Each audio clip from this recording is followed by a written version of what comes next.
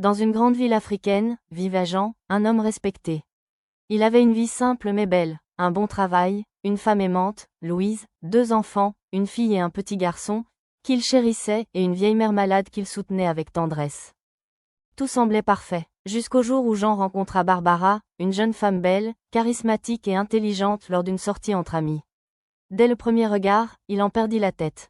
Aveuglé par son charme, il oublia qu'à la maison, il avait déjà une femme fidèle et des enfants qui comptaient sur lui. Petit à petit, son cœur changea. Il devint froid envers Louise, agressif lorsqu'elle tentait de lui parler. Chaque soir, il passait plus de temps dehors qu'auprès de sa famille. Fatiguée de souffrir en silence, Louise finit par partir, laissant les enfants à Jean pas parce qu'elle ne les aimait pas mais parce que ce dernier ne lui avait pas laissé le choix. Elle quitta la maison le cœur serré. Jean, lui, ne tarda pas à ramener Barbara à la maison. Pour lui, le départ de sa femme n'était que bon débarras car il se disait qu'en tant qu'un homme, il avait le droit de faire ce qu'il voulait et surtout d'avoir autant de femmes que possible. Seul son plaisir, son bonheur comptait. Mais Barbara, loin d'être la perle qu'il croyait, se montra dure et indifférente dès leurs premiers mois de vie commune. La mère de Jean, malade et fragile, fut ignorée, parfois même humiliée. Jean, aveuglé par son amour, refusa d'écouter les avertissements de sa vieille mère. Puis arriva le drame. Un après-midi, son fils glissa en jouant sur la véranda. Il se blessa gravement à la nuque et cria de douleur. Barbara, présente ce jour-là, ne fit rien pour le sauver. Elle ignora tout simplement ses pleurs. Sans aucune assistance médicale, le petit garçon agonisait jusqu'à son dernier souffle.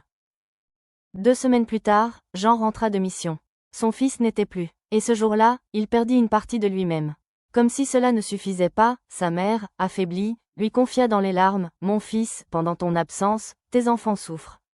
Barbara les maltraite. J'ai prié chaque jour que tu ouvres les yeux. Mais aujourd'hui, il est trop tard. » Encore une fois, Jean refusa d'écouter. Encore une fois, il mit en doute la parole de celle qui lui avait donné la vie. Le poids de la douleur finit par avoir raison d'elle. Un soir, trop fatigué, trop brisé, sa mère s'allongea, et ne se réveilla jamais. Dans la même maison, Barbara ne s'était même pas rendu compte que la vieille femme n'était plus de ce monde. On retrouva maman trop tard. Elle était partie, morte dans l'indifférence, morte dans le froid, morte dans la solitude. Ce fut la goutte de trop pour Jean. Tout furieux, il menaça Barbara de la quitter car il n'arrivait pas à s'expliquer comment elle pouvait se montrer aussi indifférente face à tout ce qui se passait dans la maison. Barbara commença alors à le supplier et finit par tout avouer. Elle disait être allée chez les marabouts. Elle avait volé des poils du pubis de Jean pour l'attacher, afin de prendre la place de son ex-femme et de détruire le foyer qu'il avait déjà construit avec elle. Elle faisait donc des rituels sur lui pour l'avoir à elle toute seule. Que chaque fois, le marabout lui demandait plus d'argent, plus de sacrifices. Et aujourd'hui, hantée par ses actes, elle ne trouvait plus le sommeil. Elle voyait des ombres, elle entendait des voix, les morts la poursuivaient, le mal la rongeait, et sa conscience ne lui laissait aucun répit.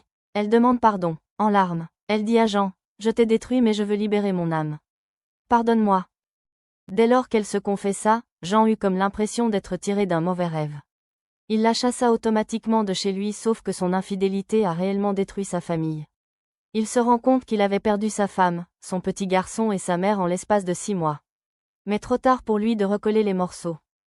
Jean a demandé pardon à la mère de ses enfants et continue de le faire mais son ex-femme ne veut même plus le voir. Si seulement, il l'avait laissé prendre les enfants avec elle, son petit garçon serait au moins encore vivant mais hélas. Le poids du remords est en train de tuer Jean à petit feu. Il s'en veut énormément d'avoir fait rentrer le loup dans la bergerie. Son seul réconfort reste sa fille. Ceci est une histoire vraie. Qu'elle serve de leçon à tous ces hommes qui, comme Jean, ont pris pour acquis la femme que Dieu leur a donnée, la mère de leurs enfants. Un mari infidèle ne fait pas du mal qu'à sa femme mais également à ses enfants, autrement dit à toute sa famille. Il détruit de ses propres mains ce qu'il a mis du temps, de l'énergie et du matériel à construire par pur égoïsme. Un homme vrai doit avoir des principes et surtout un grand sens de l'engagement afin de préserver le bien-être et l'équilibre de sa famille. Chers hommes, faites attention. Ouvrez les yeux, écoutez vos proches, écoutez votre instinct parce qu'une femme peut vous élever comme elle peut aussi vous enterrer vivant. Sur ce, à la prochaine pour de nouvelles histoires encore plus édifiantes.